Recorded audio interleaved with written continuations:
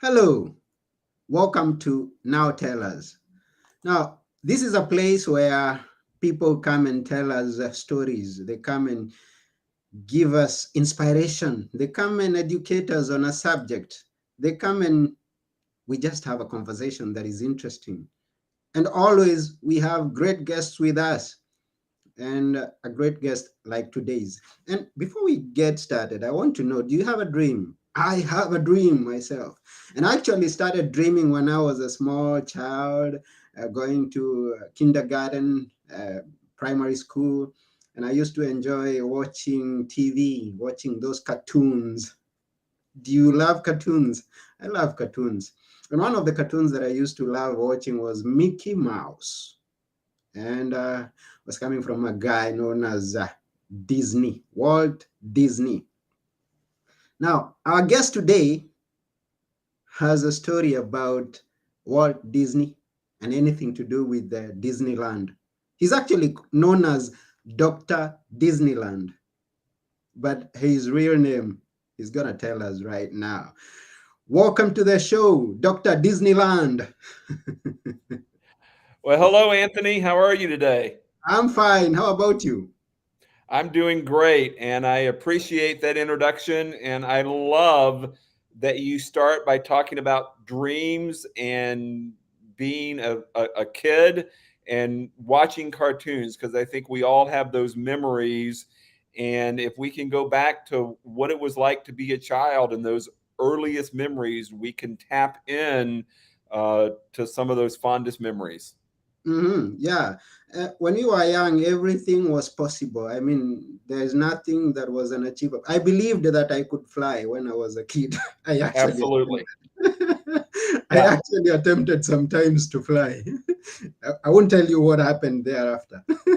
Yeah. Yeah, the sky was the limit. And Mhm. Walt Disney once said, "Why do we have to grow up?" And he believed in unlimited childlike possibilities, and I think that's what he tapped into. The child in all of us, no matter the age. Mm, beautiful. And because I know you're very passionate about Disneyland and Walt Disney, now let's know a bit about you. Where are you from? And let's know how that passion came to be. So I live in Southern California, about 30 miles from Disneyland, and I've been in higher education for more than 2 decades. Teach the world's only accredited college course on the history of Disneyland.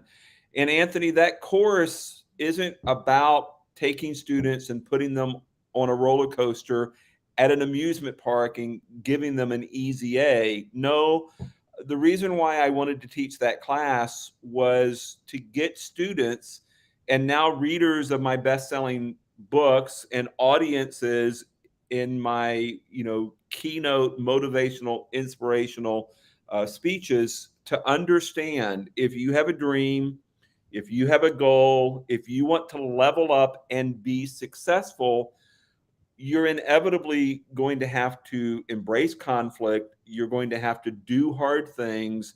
You're going to have to overcome obstacles. You're going to have to face adversity. And Walt Disney, like all of us, wasn't born successful, had a difficult childhood, failed more often than he succeeded.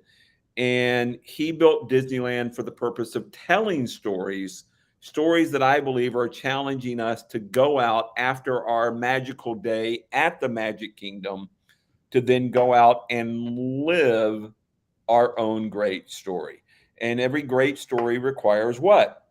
Conflict. And so if you're dealing with difficulty and conflict in your life today, I want to challenge you to reframe that and just understand you're living a great story.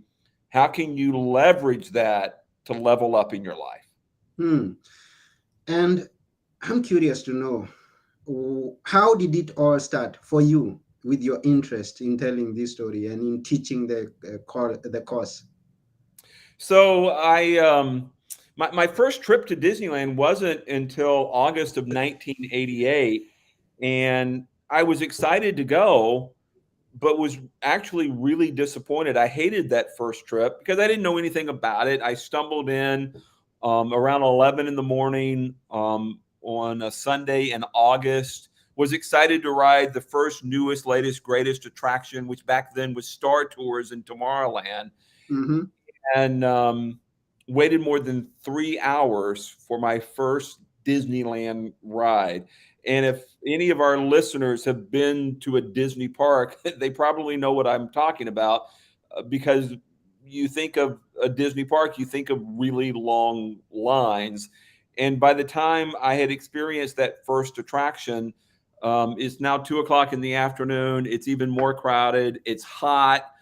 By the time I was done with that day, I wanted nothing to do with Disneyland. Mm-hmm.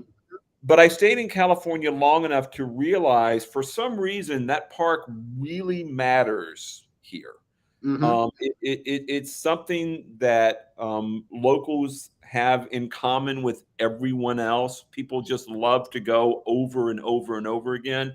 And so I'm insatiably curious. Mm-hmm. Walt was once asked, what does it take to be successful? And Walt never got past ninth grade in terms of his own formal education. And so he said, well, I think it just takes four C's.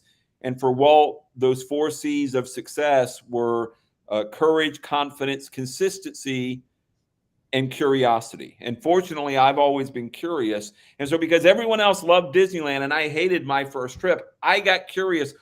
What does everybody else love about it? And Jeff hated. And so I started doing my research and discovered, like I said, Walt wasn't born successful, had more failures than successes. And even at age 53, when he went to build Disneyland, everyone doubted. No one thought it was going to work. Most, to include his own wife and his own brother, thought that the park was going to be bankrupt, shuttered, and forgotten in 6 months or less. And so I just fell in love with that story. Hmm. And I came to realize, wow, if it's something that everybody loves here, especially in Southern California, I could leverage that and challenge the students that I was working with. I could leverage that and use it to help them achieve their own goals, their own dreams, and their own success. Hmm. That's interesting. Now, what grade or what level are you? I mean, is the course for? I mean, where do you teach? So I was at California Baptist University in Riverside, California, and it was a 400 level course, qualified for U.S. history credit. Um, but fortunately, my writing and speaking has been so successful that I was actually able to retire from higher ed last January, and now I write and speak full time. And so, if anyone's interested in taking the class, they can actually do it online now from anywhere in the world. Wow, that's beautiful. And another thing I want to know: at what age were you when you went to that ride? When you went to that visit, and then everything changed for you? Were you in school or were you? Yeah, I was in grad school up in the Bay Area at the time, and so I was in my mid 20s, Mm-hmm. and again hated it, but went back a second time 3 years later. But in between, I did my research and was curious because, like I said, everyone else loved it. Jeff hated it. And it was in doing that research that I fell in love with the Walt Disney story. And it was on the second visit that I fell in love, not just with Walt's story, but fell in love with the park and came to appreciate it at a completely different level. Walt Disney, for all of his successes, whether it's Mickey Mouse, whether it's Snow White and the Seven Dwarfs, or even Disneyland, Walt most wanted to be remembered as a storyteller. And in fact, he built Disneyland for the purpose of telling stories. And so when I walked into the park, I realized Walt was challenging me to no longer be a passive spectator in my life story, but rather challenging me to be an active participant in my own great story. Mm. And I came to see the park no longer as an escape, but as an example, and no longer the place where dreams come true, but as a place showing me how to then go out and make my own dreams come true. Yeah, and we are glad that you're here sharing with us this information, the inspiration that you got from there. And at this point, I want to thank each and every person who's watching and those who get to watch us later on. Thank you very much for being here. Please remember to share this with as many people as you possibly can. And we are going to be inspired and we are going to go after our dreams and we are going to achieve our dreams. Now, let's dive deeper into the life lessons from Walt Disney, coming from Jeff. Yeah, and so we're talking about Walt's life again, not born successful, had an impoverished childhood, difficult relationship with his father. People don't realize Walt Disney was bankrupt at age 21, nearly 100 years ago, 1923, Mm-hmm, with his first studio, Laugh-O-Gram Studio in Kansas City, Missouri. And it was that financial failure, it was that bankruptcy that compelled him to come to California. mm-hmm, And wherever you are today in your life, in your career, in your journey, think about where Walt was again nearly 100 years ago in Kansas City, and he had a choice to make. He could have stayed stuck. He could have stayed in Kansas City. That would have been the safer option. It's where he had friends. It's where he had family, but it's also where he would have been giving up. mm-hmm, But rather than giving up, Walt made the courageous choice, and that was he boarded a train. He boarded a train bound for California. But Anthony, when he boarded that train, he did so with all of $40, a single suitcase, and get this, a one-way ticket. And mm, I talk about that as being an all in mindset. And mm-hmm, so, whatever you want to achieve today, whatever your dream might be, ask yourself, have you boarded the proverbial train? Are you all in $40 single suitcase, one way ticket? And I think all of us at some point in our life have to make that sort of commitment when it comes to our own goals, our own dreams, and our own success. You got to go all in. Again, $40 single suitcase, one way ticket. mm-hmm, And Walt did that following the bankruptcy and the financial failure in Kansas City. And if he doesn't go bankrupt, who knows? Maybe he spends the rest of his life in Kansas City.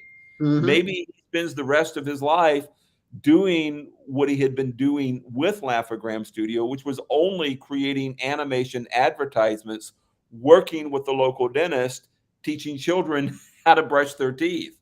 In mm-hmm, other words, that failure worked for him, not against him. And mm, then once he gets to California, he, with his brother Roy, founds the second studio, the Disney Brothers Studio, that today is the largest entertainment company anywhere in the world. So mm, again, the failure worked for him, not against him. mm. And that reminds us of the famous saying, when one door closes, another one opens. Absolutely. Now, the Yep. thing that I like imagining is that doors don't just open. Now, we may be advanced today. We may be living in places where things are automatic, but not really. For a door to open in front of you, even if it's using sensors, you've got to be closer to it. And most of the doors, you've got to go there yourself and open it. So when one door closes, as Jeff says, it cannot always be a negative thing in your life. There could be some positive thing that is waiting for you to take an action towards the direction of your dream. I hope you Yeah, agree. and I think the key here is to have a bigger vision for your future Mm-hmm, than you have the pain from your past. mm-hmm, And Walt Disney's wife Lily went on record to say Walt was never beaten at anything. He was constantly and consistently moving forward into the future. And Mm-hmm. it didn't matter whether he went bankrupt at age 21 in 1923. It didn't matter whether he lost his first successful cartoon character, which was not Mickey Mouse, by the way. He Which one? created a little character by the name of Oswald the Lucky Rabbit, and he would lose Oswald in a trademark distribution dispute with Universal.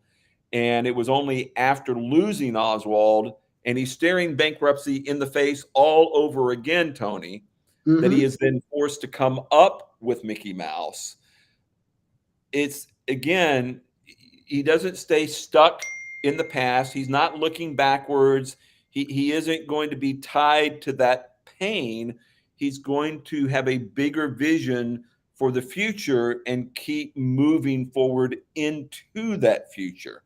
Mm-hmm. And so, Walt shows us the way you open those doors is by facing forward as opposed to keep reliving the stories and the pain from the past over and over and over again.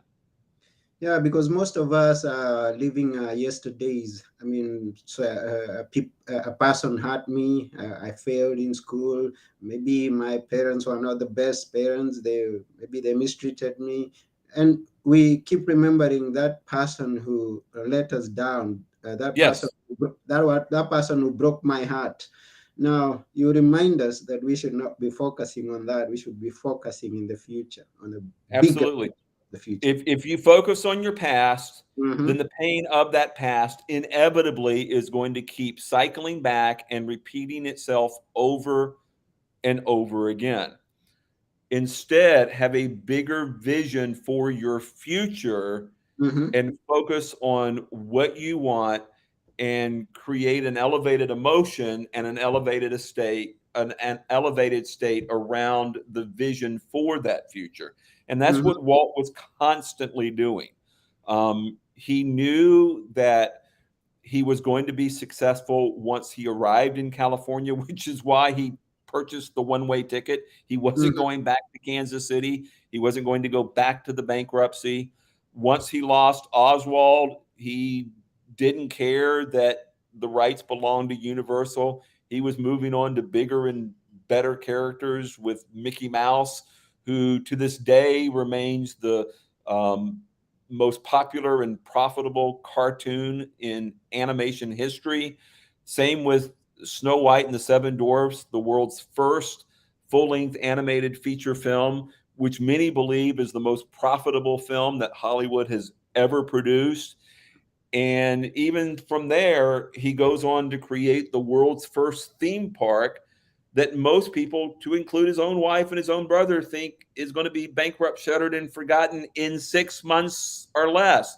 Mm-hmm. Walt rises above that resistance. He rises above those doubters because, again, he has a vision for the future that's bigger than the doubts, bigger than his past, and he moves into that future and makes his world and our world a better place as a result. Mm. And that's a reminder to all the listeners, every viewer, have a vision of your future. Now, if you have a dream, there's something that you imagine you could be, you could go after. Have a vision of it and then go after it.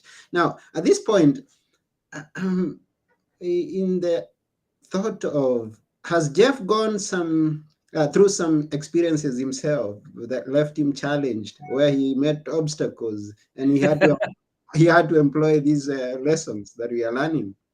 Well, it's funny you should ask that. So, Anthony, I had wanted to teach a college course on the history of Disneyland for years, and I was a little afraid to ask about that Mm-hmm. because I'll be honest, it's a Mickey Mouse idea, right? A college course on the history of an amusement park. But I finally Interesting. had the courage to ask about it. And Yeah. Walt Disney once said, all of our dreams can come true if we have the courage to pursue them. And I had the courage finally to pursue it worked on it for an entire year, gave the first lecture. The students absolutely loved it. Mm-hmm. And then the very next day, I was diagnosed with a life-threatening brain tumor. Mm.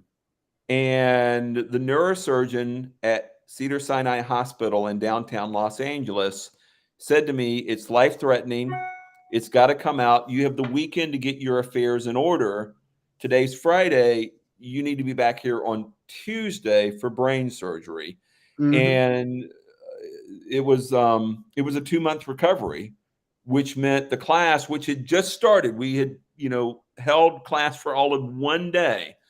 It meant the class that I had dreamed of for years would be immediately canceled. Mm-hmm. And it wasn't a hard decision because I was all in on teaching those students $40 single suitcase one way ticket. And I looked the neurosurgeon in the eye and I said, "Sorry, doc, but that operation on Tuesday is not going to happen." And Mm. so I delayed surgery for 2.5 months so I could teach my Mickey Mouse course on the history of Disneyland. And everybody thought I was nuts. Uh, Everyone. I wouldn't. I mean, that's a story I wouldn't take. I mean, you postpone your own brain surgery. Yes. Or just Yeah. But again, the class wasn't about the amusement park. The class okay. was about risk and adversity and obstacles in order to see your own dreams come true. Mm-hmm. I instantly realized I'm no longer teaching that. This was a chance for me to live that. And how could I possibly walk away from that example at the first opportunity? Mm. And so I delayed the surgery. I taught the class, had the surgery again 2.5 months later, and then went on to write what became a best-selling book about it, The Wisdom of Walt: Leadership Lessons from the Happiest Place on Earth. Then a second book 2.5 years later. And now I'm not even in higher education because I travel the country and the world giving inspirational and motivational speeches. Yes, based on Walt Disney, Disneyland, and Walt Disney World, but really it's about story and conflict and obstacles and adversity and how we have to face hard and difficult things in order to live our own great story. Wow, I'm speechless at this point. Now, the story of delayed surgery. But I guess you had been assured that there was no bigger risk in the delay of the operation. Let me hope so. No, I mean, the neurosurgeon thought I was nuts, thought I was crazy. He wasn't happy about it. He told me what the risks were, but I had decided that, again, I was all in on teaching this class. There was no going back. Hmm. So I want to believe that you're that person who says that we only live once. So you've got to live the life no matter what it takes, and in case of anything. But anyway, we keep going. For those who may be joining us right now, we are with Jeff Barnes discussing about the life lessons from Walt Disney. And Jeff is a speaker, is an author, and he's been living through these stories, these lessons, and he's experienced the lessons that he's teaching us right now. And the books. At what point did you write? I mean, from the time that you started on the story of Walt Disney and you started the course, did you immediately go into writing the books, or at what point did the inspiration come for you to now put it in writing?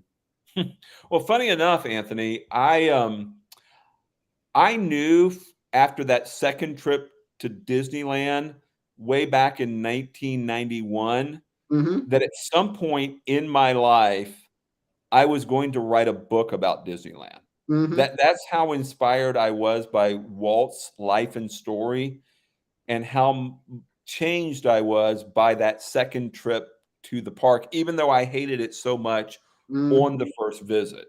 The mhm, challenge was I was I was beset by limiting beliefs. Who was I to write a book? I didn't know how to write a book. No one would care if I did write a book. How would I market it? How would I publish it? How would I sell it? On and on and on, those limiting beliefs went for more than 2 decades. mhm, But then, after I got sick, taught the course, and had the surgery, 2 decades of procrastination and limiting beliefs got wiped out in 142 days. I mm, went from who am I to write this book and 2 decades of, again, procrastination and limiting beliefs to finishing the first book in 142 days. 142 days. That's 4 months and something. Yeah. Okay. Because again, Mm, um, that's what happens when we embrace conflict. mhm, And the conflict at that point was the brain tumor. And on mm, the other side of that conflict, I just didn't care. All of mhm, a sudden, the who am I and I don't know how and how you know no one will care. All of that just vanished. mm, And I had a message, a story, a passion that just blew through all of that BS. mhm. Wow. So, for you who's listening, who's watching, and everybody who gets to listen or watch after we are through, now, if you have been having a dream that has been there for many years, you've been procrastinating, you've been having some limiting beliefs, this has been your episode to remind you that your dream is still possible. You've got to just wake up one day and say, I'm going to do it, just Yeah. like Jeff did it. And wake up before you get diagnosed with a life-threatening brain tumor. Wake up today where you're healthy and breathing and Yes. everything is okay. Okay, we understand that the situations in the world uh, are bad. Now, they were worse 2 years back, but even now they are not so good. But don't wait for that perfect day, because there may be never a perfect day for you to There's get never started. going to be a perfect day. The perfect day is today. The perfect day is today. Yes. Wow. Thank you very, very, very much, Jeff. We really appreciate you and everything that you've shared with us. Now, you mentioned about people learning from the lessons that you teach, or people getting your books. How can people connect with you? Even just hearing more stories from you. Yeah. So people can find me at thewisdomofwalt.com, and they can email me, Jeff at thewisdomofwalt.com. I have a free Wednesdays with Walt email newsletter that goes out. It's completely free of charge, where I share life lessons from Walt Disneyland, Walt Disney World. The books you can get information about the books on my website. They're available on Amazon, whether it's soft cover, Kindle ebooks, audio books, and you can also find me on Instagram at Dr. Disneyland, Facebook, Jeff Barnes, and I would love to, connect with anyone who is looking for either, a personal one-on-one connection, or if you're looking to hire an inspirational, motivational speaker for your event. Because again, I travel the country, travel the world, inspiring audiences to get up off of their park bench like Walt did when he dreamed of Disneyland, a place where parents and children can have fun together. And I believe every individual, every organization has some sort of thought, some sort of idea that can change maybe not the world, but at least your world. And we simply need that push, that motivation, that inspiration to start taking action. Hmm. Thank you very much. So, once again, to all those who are listening or watching, the website is www.thewisdomofworld.com. Get to connect with Jeff and take the course, get the books, or just be around Jeff. He's a great person to be around. Would love to connect with anyone. Okay, that's wonderful. So that's just about it for today at Now Tell Us. We remind people before we go, I think, um, what did that person say? Too bad Disney went. Besides, it seems an interesting conversation. Went woke. I mean, we lost that. Okay. Yes, we thank all of you who have been with us, though those who are giving us feedback, we really appreciate.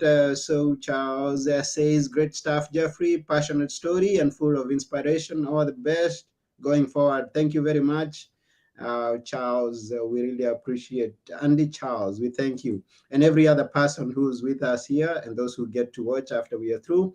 Thank you. We appreciate feedback, and please remember to share it with all your friends. And now, before we go, we would like Jeff to leave us with a few words that we should always remember. It's your time, Jeff. All right. So, Walt, the idea for Disneyland came when Walt would take his daughters on Saturday afternoons to a merry-go-round in Griffith Park in downtown Los Angeles, and they would ride the merry-go-round. Walt would sit on a bench, and it was there that he had the idea for a place where parents and children could have fun together. Mm-hmm. And we change our world with our ideas. And so, whatever idea you have today, get up off of your park bench, just like Walt Disney did decades ago.